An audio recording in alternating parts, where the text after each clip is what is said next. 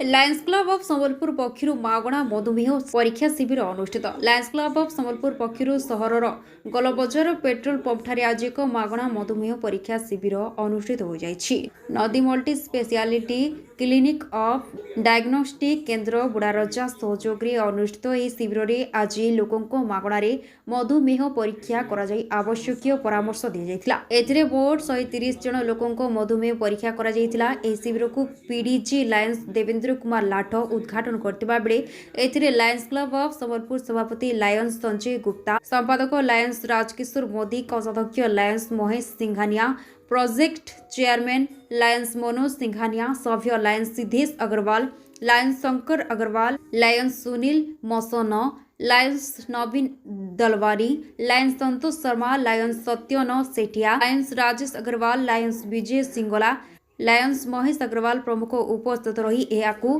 परिचालन सहयोग करथिले। शिविर में नदी मल्टी स्पेशलिटी क्लिनिक एवं डायग्नोस्टिक केन्द्र बुढ़ाराजार मालिक शुभंकर नदी और तांकर सबु कर्मचारी माने मध्य उपस्थित रही। Bureau report Mahanadi TV.